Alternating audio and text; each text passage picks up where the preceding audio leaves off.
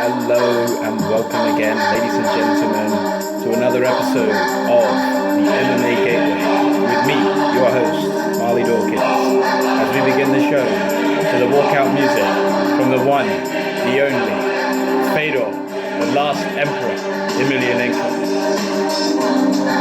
So, thank you again for joining me today, guys. What are we going to be speaking about today? Well, as always, there's a million things happening in the world of MMA, and we're going to do our best to cover the main points here for you. Obviously, we're going to be starting with this Bellator 198 event, which just finished this past weekend, where Fedor Emelianenko defeated Frank Mir via first round TKO. And for me, for any Fedor fans out there, this was a big weekend. Anytime Fedor fights, it's like a real rare thing to see. It's something that you're happy to see as a martial arts fan, as an MMA fan. It's something that we've always appreciated. Anyone who's been interested in MMA as long as me, you'll know Fedor. You'll have seen all of his fights and been impressed by him so many times in his career, by the things he's done in MMA bouts. And it's been difficult. It's been really, really difficult for Fedor fans in recent years. We've all had to watch him, ever since he was tapped out by, what was it? It was by Fabricio Verdum. Then he got knocked out by Dan Henderson. And then there was a succession of just, very sloppy fights and losses, more losses that were coming after that. And myself and many Fedor fans out there, we were all just thinking, look, maybe it's time for Fedor to call it a day. I don't want to see him going in there and getting whooped. He's such a legend, and the things he's done in the sport are legendary. But this fight was a beautiful rollback of the years. When Fedor got hit really hard by Frank Mir in the first round, in the first 20 odd seconds or something, my stomach sunk, and I was just, oh shit, he's going to get beaten again really badly here. It's going to be another fight in recent years where we see Fedor, and you're left thinking, Fedor, it might be time to call it a day. But no, he showed incredible toughness after getting hurt really bad by Frank Mir. Like I say, he composed himself, regained his composure, and just landed I think it was a big left hand, dropped Frank Mir, followed up with some follow-up shots on the ground. Referee saw enough, stepped in, TKO win for Fedor Emelianenko. That was just a beautiful, beautiful thing to see for any true MMA fan. And now he goes on to fight Chael Sonnen in the next bout in the heavyweight tournament that Bellator are currently having. I have to say that, based on this performance by Fedor, I would go with Fedor against Chael Sonnen, because this was classic Fedor. This was a furious fight with Frank Mir that was over quickly. Fedor's always known for fighting furiously, and this was no different. He just came out of the traps, and it was just entertainment from start to finish. The 48 seconds that it lasted. Really short fight, but really fun. Great main event. I'm just really looking forward to seeing him fight again, and hopefully he can continue to roll back the years, and show us all that he really is, arguably the greatest MMA fighter ever. I think a lot of people would agree with that, right? And then in the co-main event, we had Emmanuel Sanchez. Just quickly, sorry, to go back to Frank Mir, what I'd like to see from him. I mean, you could put Frank Mir in a fight against any Bellator heavyweight. It's going to sell well. He's one of the more marketable heavyweights that Bellator have got on their roster now. He knows how to sell tickets. I think there's any number of fights you could make for Frank Mir. So I'm sure we'll see him back. Perhaps some may say that he could also be thinking of ending his career soon. It's been an incredibly long career, just like Fedor. But I'd say Fedor has probably more of a worldwide, global, respected name in the worlds of not only MMA, just worldwide martial arts in general, because of his accolades in MMA. Not that Frank Mir's never been a great fighter, because he always has been. Former UFC champion, one of the old school UFC champions. But the sort of winning streak, for instance, that Fedor did, Frank Mir, and some could argue maybe it was based on level of competition, but it wouldn't really fly with me, because everybody knew, we all know from back in the day that Pride had pretty much some of the best heavyweights in the world, and Fedor was undefeated for so many years, so many fights against the best heavyweights. Frank Mir couldn't do that. So there's a difference in their career history and possibly in their future of where they're going now. But I'm really looking forward to see Fedor versus Chael. Chael will sell that fight so well. He's such a funny mouthpiece. Fedor will not sell it at all. And I think their contrasting characters will probably be quite funny. But in the cage, I would not go against Fedor against Chael Sonnen. No way. I just don't see what Chael would really bring for Fedor that he hasn't seen before. And what's he going to do? He's going to try and just take down Fedor over and over again, and then what? I'm not convinced. I think Fedor will probably land a big shot on the feet and probably finish Chael early with his just that natural fighting ferocity that he has. But yeah, no, in the co-main event, we had Emmanuel Sanchez defeating Sam Sicilia, and that was a first round arm triangle. Beautiful job from Emmanuel Sanchez, defeating a tough UFC veteran like Sam Sicilia, recently signed with Bellator.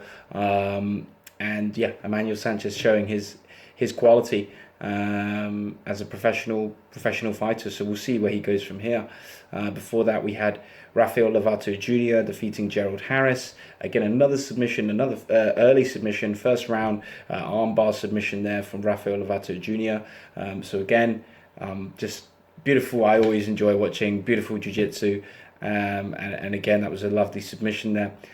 Before that, we had the long-awaited debut of Dylan Dennis. Dylan Dennis, of course, a friend and training partner of notorious Conor McGregor, and very well known in the jiu-jitsu community. A very, very talented jiu-jitsu practitioner. And he just looked, just made his debut here in MMA, and he showed his class here. His jiu-jitsu class, pulled guard. This is an MMA fight, and he pulled guard, and then he went for a toe hold, and he got it early. So again, I anticipate he'll probably catch a lot of people in MMA with early submissions. And if he centers his game around that, he could be potentially devastating. And for Bellator, just a great piece of business bringing him in. He can only help the promotion. I don't see how there'll be any negatives really from Dylan Dennis being around in Bellator. So we'll see where he goes from here. There's certainly going to be a big X on his back. He knows that. Very calm, composed, cool young customer, and I'm sure that he'll be prepared for all comers. So we'll see where he goes from here. Before that, we had also Neiman Gracie defeating Javier Torres. Again, another submission on the main card. In the second round this time, though, I think it was as an arm triangle. But again, beautiful to see another submission finish on this Bellator 198 card, which for me was just a really, really great card. There's a lot of decent fights on the undercard, and the main card, as we're talking about here, was all finishes. And it just had that real... the real excitement of watching Fedor versus Frank Mir. I just knew it would be an exciting fight to watch, exactly as it turned out to be.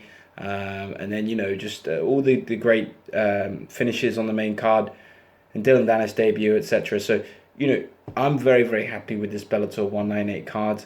I hope you were as well. And we'll see what Bellator come up with next. Always they're trying to do their best in terms of competing with the UFC and being a solid number 2 option in the industry for us MMA fans. And I really don't care a lot of the time whether I'm watching a Bellator event, a UFC event, Cage Warriors. I just like to watch MMA in general. I mean, the preference is UFC a lot of the time because it's the one which is most on most of the time, and it does have a lot of the highest quality fighters. But that's not to say that there are not high quality fighters in other promotions as well. So always bear that in mind, guys. Don't just limit yourself to UFC. But let's also look at a UFC event as well, because it's been a while since we've done this this show, guys. I know I've been busy training and working and all sorts. So I'll see if I can make these discussions more often. See if I can, I've talked about it before, but maybe open up some sort of Hangout, Google Hangout thing going on here, and we can just chat about MMA while I'm talking. I mean, I think it'll be pretty cool. But I just enjoy talking about fighting. You guys know this. I mean, the weekend before, we had UFC Fight Night, Barboza versus Lee, which was it was a solid card. It was a really good card. I enjoyed it a lot. And in the main event we had Kevin Lee defeating Edson Barboza via TKO in really late in the fight in the 5th round. And hats off to Kevin Lee, man. I mean, the guy just he really physically dominated Edson Barboza with his strong strong wrestling game and ground control, ground and pound. He really messed up Barboza, to be honest with you. The sort of fight where that can take years off your life, and I'm sure Barboza is probably still very sore from that now, and probably will have a lot of mental scarring from that sort of fight, 'cause it's a real beating. But there was a moment in the fight, a couple of moments where Barboza did land some good shots, and a specific moment where he landed a beautiful kind of trademark for him, really, spinning back head kick. He wobbled Lee badly. It looked for a second like if Barboza landed 1 or 2 more shots, he might have been able to put Kevin Lee out. But credit to Kevin Lee, kept his composure, went to his wrestling, dominated the fight. And really, I mean, I think he dominated Edson Barboza probably even even more so than Habib did in a lot of ways. But then Habib didn't get rocked like that by Barboza. So, I mean, again, we'll see what happens. But Kevin Lee putting himself in the mix now at 155. He's putting himself in the discussion. Obviously we've got Tony Ferguson, on injury, and when he gets back, I'm sure he's gonna, want whoever's got the belt, basically. We've obviously got Habib as the champion now. We've got Dustin Poirier coming off an impressive victory as well recently. We've got Eddie Alvarez out there. And then of course we've got the etheric figure, which at this point he now is, of Conor McGregor, the two-time champion in the UFC, the featherweight and lightweight champion. Seems to have had both belts stripped off him now. And as a result of this recent incident, which we'll discuss a bit more about in a bit later, but the recent incident, which is why Conor's at court and why he may even have prison time, and we may not see him fight for a long time. I hope not, but yeah, Kevin Lee defeating Edson Barboza like this, he puts himself another name in the mix. It's just making it even more difficult for the UFC owners to know what way to go next. I think, and I've discussed this with a lot of people in MMA, I think at lightweight at the top, they need to do some sort of tournament, kind of like a Bellator style tournament. I think it would just help to weed out, who's who and what's going on here, because everyone has got a claim to a title shot right now. That's the problem. A lot of fighters have. So again, it needs to be sort of cleaned out a little bit, 155. We'll see what happens there, but really impressive win by Kevin Lee. We'll see what the UFC does with him next. In the co-main event, we had Frankie Edgar defeating Cub Swanson. Again, it's a rematch. Frankie, I don't think he did it as impressively as the first time, but still a solid unanimous decision win over, a solid veteran like Cub Swanson. Both men, solid veterans. Really, a lot of respect for both fighters. I've been watching both of their careers all of my life, from when they very first started, and realistic speaking, both men are probably on the other end of their career, and they both know that. They're both realists. It's not to say that either of them couldn't become champions again, because I believe that, particularly Frankie Edgar, could still be a champion one day. But at the same time, I also feel that, the Brian Ortega fight recently for Frankie Edgar was probably maybe just one of those fights, that it happens to every great fighter eventually, is, it's just the old lion versus the young lion, and eventually there is a young lion that will whoop you. It's just how it goes, and that's pretty much what it looked like when Frankie Edgar fought Brian Ortega. So, I just don't know about Frankie getting a title shot off of this, but he's always in the mix, Frankie Edgar, and so is Cub Swanson. He's always a fun fight, Cub Swanson. He's always game. We'll see what the UFC does with both fighters, but Frankie Edgar missed out on the opportunity to have his featherweight title shot against Max Holloway recently, and maybe the UFC gives him the winner of Holloway versus Ortega. I'll be down to see that. So maybe they'll do that. Hopefully they'll do that. I like Frankie Edgar a lot. Great guy, great fighter. So hopefully his career will continue to have a lot of great points in it. Before that, we had Justin Willis defeating Chase Sherman. Big slobbering heavyweight fight. It was pretty slow. It wasn't really the most technical fight in the world, but Justin Willis, big power, kept landing with more power than Chase Sherman. Chase Sherman, it's good with his diversity and things like that, and landing, good volume and activity and things, and incredible toughness, Chase Sherman. But he was just eating too many shots, too many really hard shots, and it was a clear unanimous decision win for Justin Willis. Not sure what the UFC does with Justin Willis, but he's a big man of color with a lot of power in his hands, and in the fight game, there's always a fight you can make with someone like that. So yeah, I'm sure Justin Willis will continue to progress and climb the ranks of the UFC heavyweight division. Chase Sherman, tough as nails. It's another learning curve for him. I'm sure he'll go back to the drawing board and improve from here. Before that, we had David Branch knocking out Thiago Santos in 2 minutes 30 in the first round. I mean, it was that was really impressive. I literally cannot remember when I've seen David Branch knock someone out, and he did it in this fight. Yeah, really impressively. Didn't expect him to beat Santos like that. If he was going to, I thought he was going to be, using his cage craft, his veteran experience, grinding, using a lot of takedowns, a lot of cage control, a lot of frustrating small shots, and just chipping him away. I just thought it was going to be a chipping away, dominating win by David Branch, but it wasn't. And Branch showing he's got some striking tools on him now. I guess they must have always been there, but he's never really brought it out in many of his fights. But it's good to see here, that perhaps he's adding new wrinkles to his game in training. I don't know, but I can definitely say that was an impressive knockout, and I definitely want to see David Branch fight again.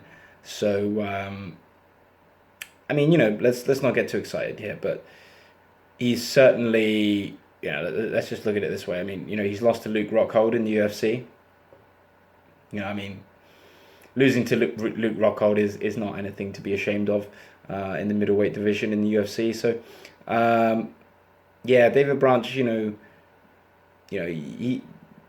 can give him anyone in the top 10, I'd say, in the middleweight division, and he'll make it competitive, and it'll be a great fight. And Thiago Santos, he'll go back to the drawing board, and he's a great fighter, a great striker, particularly with his kicks and at range. But I don't know, sometimes he's a bit flustered and makes poor decisions in the cage, and he can be hurt. And And when he gets hurt, he tends to, like I say, get a bit flustered, I think, from what I've seen, and gets finished. But I'm sure he'll improve more, and we'll see him back in there. And yeah, because he is very, very good at finishing people with his kickboxing skills. But David Branch showed that, if you get inside and and you land hard, you can finish Santos. But great fight. Yeah, I'd like to see Branch progress, and Santos to get another, maybe a step down from Branch, and just someone in and around the top 20 level, for him to keep working with, and see if he can go up the ladder. Before that, we had Aljamain Sterling defeating Brett Johns via unanimous decision. I know a few people who've trained with someone who's trained with Brett Johns before, and I was hoping that maybe Brett Johns would find a way to get a win here, but I always knew before the match that Sterling could put in this type of performance, which is basically just using more ring craft, more experience in all positions, better wrestling technique. And it's not to say Brett Johns isn't a decent wrestler, because he is, but a lot of that is at Cage Warriors level, and at UFC level, your wrestling's got to be on another level if you want people like Aljamain Sterling to be able to feel it, right? And Sterling just looked, stronger in there, quicker in there, better wrestling in there. And Brett Johns is tough, man. He was never going to get finished by Aljamain Sterling, but an impressive, dominating win by Aljamain Sterling. Calling out Dominic Cruz, I think, as well recently, and I think that this is it could be, that could work. I wouldn't be opposed to seeing that fight. I think Sterling does deserve at this point more of a push towards the top end of the division and getting some much tougher fights at the top end. I think he's a very skilled individual, despite being, as many people will have seen, very brutally knocked out by Marlon Moraes recently, the head kick. But he's a talented fighter, Aljamain Sterling, and every fighter can get knocked out in this sport. It's whether you have a tough chin or a weak chin. Look, if you got a tough chin, it's a matter of how many shots can you accumulate before you do eventually get knocked out, because everyone gets knocked out. And even if you got a good chin, the more shots you take, and then the longer you're in the sport, that good chin becomes a bad chin eventually, right? It's just how it goes. So yeah, we'll see what happens with Aljamain Sterling. Brett Johns will go back to the drawing board. This is his first loss. This is going to be no big deal for Brett Johns. To get your first loss in the UFC against a competitor as good as Aljamain Sterling, that's nothing. That's nothing to be ashamed of at all. He'll go back. He'll improve, and I think if he can, I think he may need to perhaps travel more with his training camps, and he could continue to improve. Before that, we saw a little bit of a sad one. I didn't really want to see this, to be honest, but Daniel Hooker knocked out Jim Miller in the first round, and it was a beautiful knee. He landed a beautiful step-in knee, caught Miller flush on the chin. He was out immediately when he landed after that, and good stoppage from the ref, because Dan Hooker is he's a very, very slick, talented fighter in general. I think he's from New Zealand. It's either New Zealand or Australia. But anyway, he's a slick fighter in a lot of positions. He's sneaky, and he hits harder, deceptively harder than he looks. And in this game, in the fight game, if you've got that, that's always something that can work in your favor in a lot of fights. And I anticipate that Daniel Hooker will be able to continue sort of surprising a lot of opponents with his intelligence, his ability to read his opponents in fights, and make good decisions, pick the right decision, the right strike, the right movement at the right time. And he seems to just have a very good mind for MMA. So I think we'll continue to see Daniel Hooker improving. And hey, after beating a big name like Jim Miller, I'm sure he's ready for anyone in the top 10 you want to give him. Jim Miller, I don't want to see, great veterans, legends of the sport, getting repeatedly hurt like this. You know, I would never tell Jim Miller he needs to stop fighting, but let's just say that if he goes out, and because I'm sure he will just have more fights, but if he goes out and has 3 more fights now and he gets knocked out in each one, I'm sure training partners, friends and family and fans, will be saying, look, Jim, let's call it a day, man. Let's go do some training, or coaching for other people, or let's go and learn a new thing in life to do. Because you've got a family. He's got a family to raise, and that has to be priority above fighting. As much as we all love fighting as martial artists and fight fans. Then on the undercard, we had Ryan LaFleur defeating Alex Garcia. I don't really have a lot to say about this fight, I'll be honest with you guys. It wasn't the most entertaining thing in the world. But it happened. Unanimous decision win for LaFleur. A lot of back and forth grappling. I'm not going to say much about it, really. Anyway, we'll see what happens with both men. But based on this performance, I don't anticipate the UFC will be giving either men a big push. Let's put it that way. Before that, we had a very, very controversial fight. Ricky Simon defeating Merab Dvalishvili via TKO at the end of the 3rd round. A very strange fight. I mean, Dvalishvili was pretty much winning the whole fight. The first 2 rounds, he was pretty much piecing up Ricky Simon. Ricky Simon making his UFC debut, and he looked like it for the first few rounds, to be fair. Dvalishvili was landing a lot of good shots, very hyperactive with his movement, and very high work rate, and he's just it was an impressive first few rounds from Dvalishvili for the most part. Ricky Simon couldn't really get anything going in the first few rounds, and then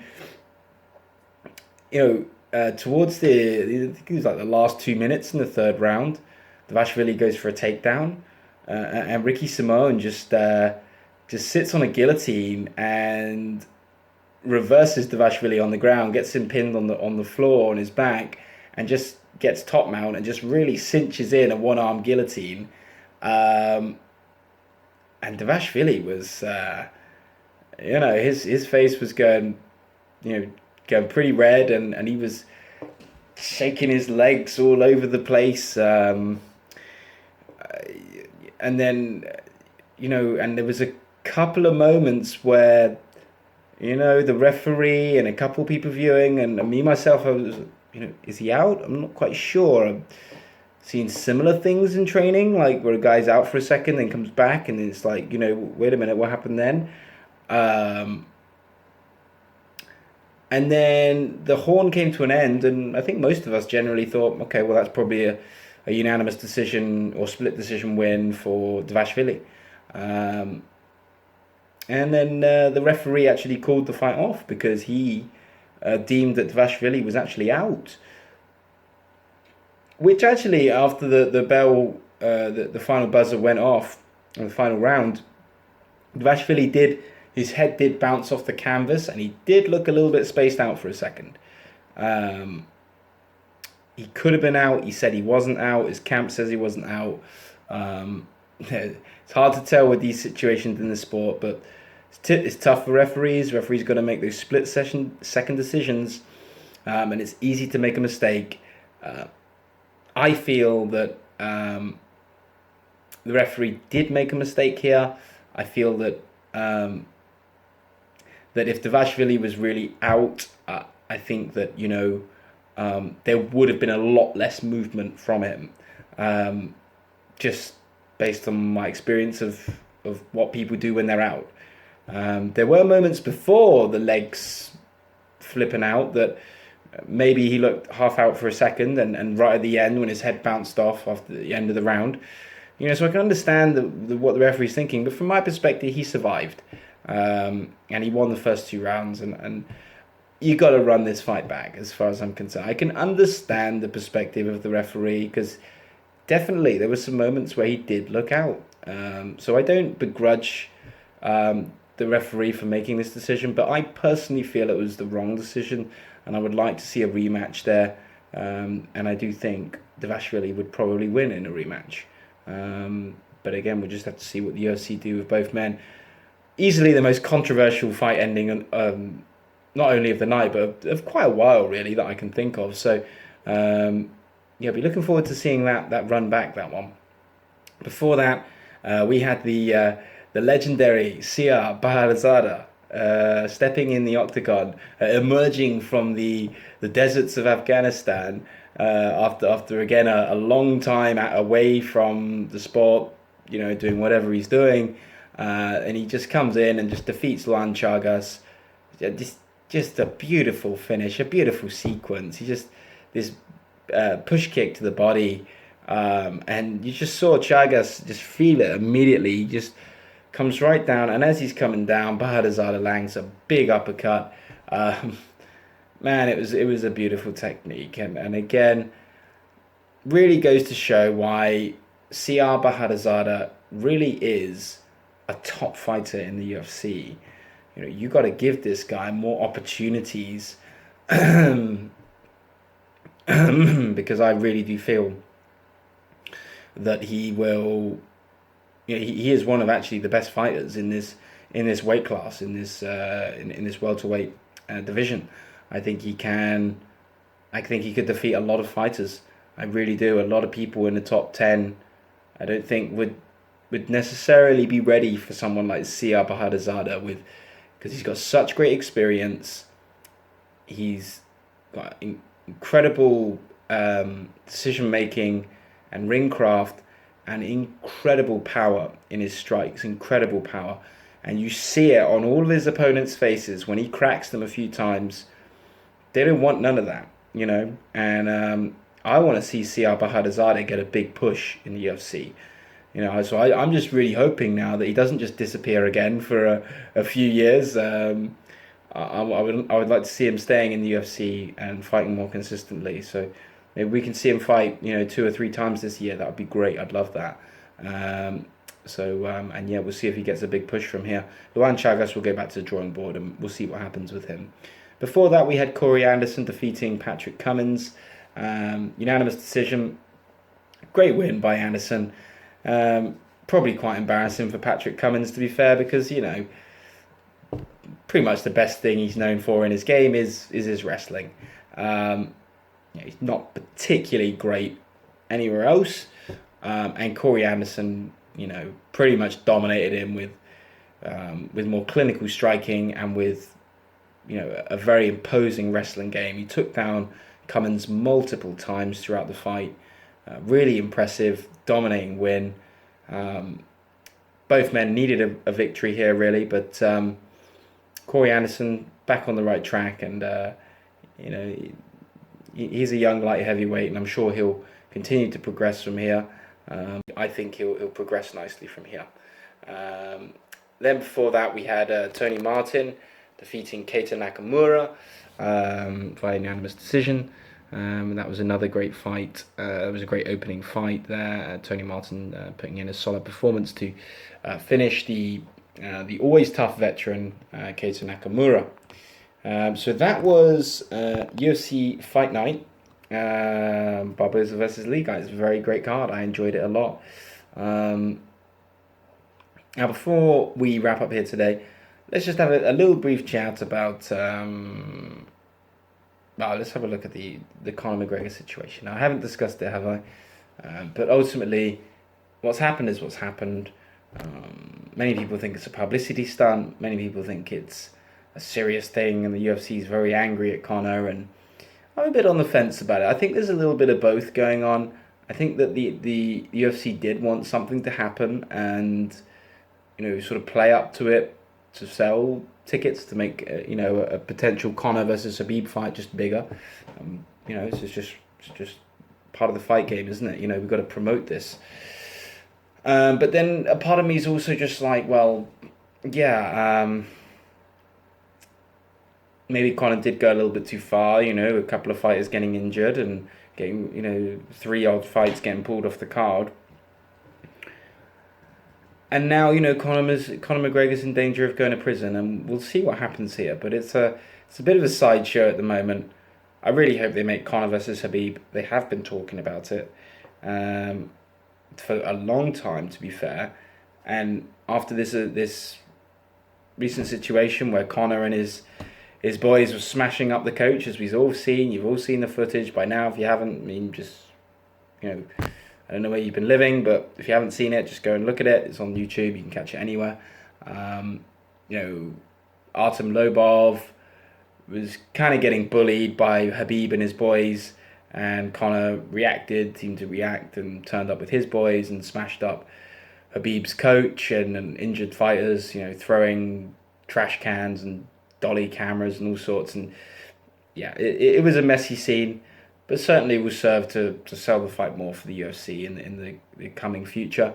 So we'll see what happens there. But look, I mean, if Conor actually does end up doing any prison time for this, hey, that's not good for business for the UFC. But I feel confident that,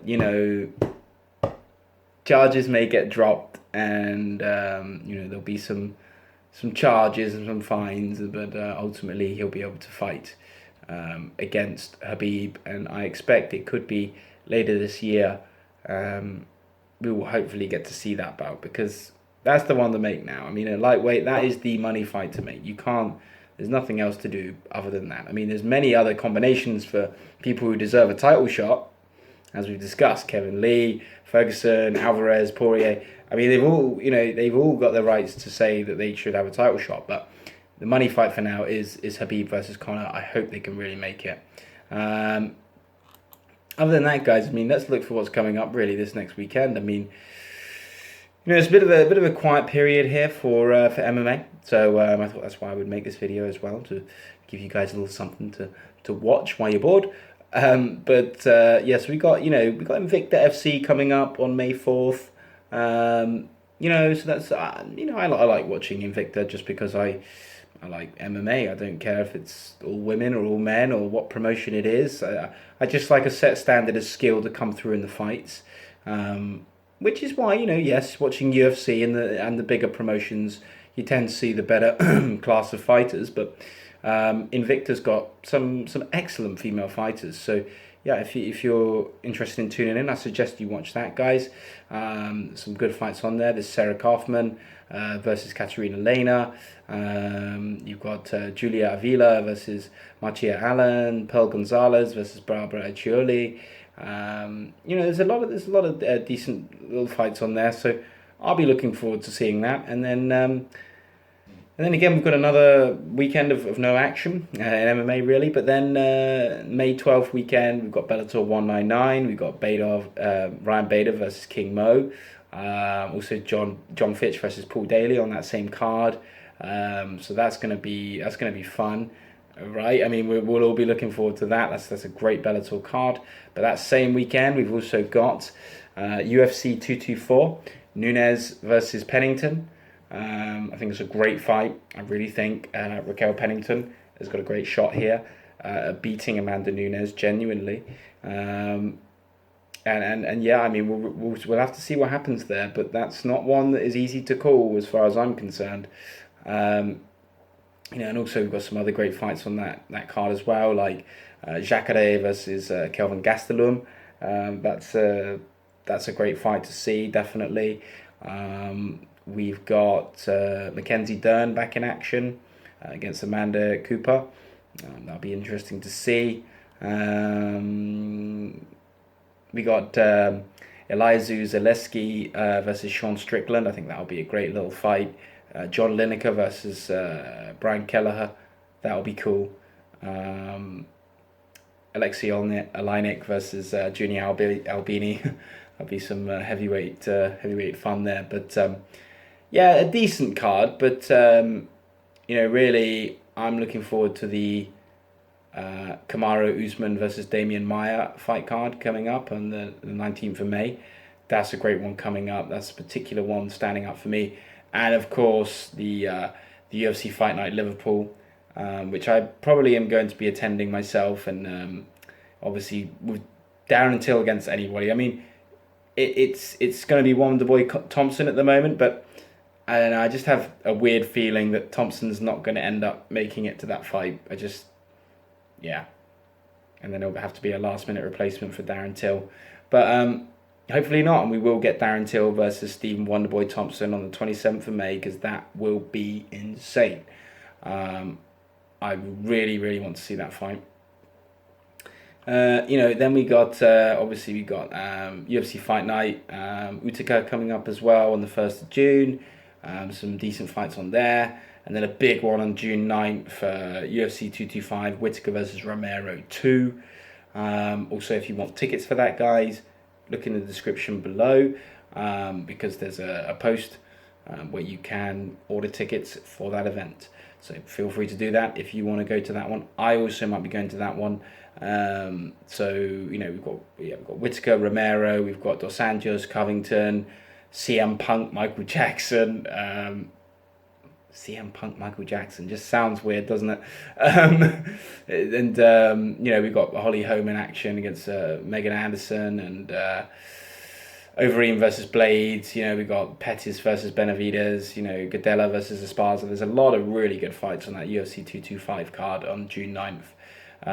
So rest assured, guys, I will cover everything here. We'll all cover everything here at the MMA Gateway. Thank you for taking the time today to watch the show with me. I hope you've enjoyed today's show. If you have enjoyed today's show, then of course please just give it a like. Down there, that's the thumbs up right there. Yeah. Just hit me with one of those. Stay tuned for more from the world of MMA. Take it easy.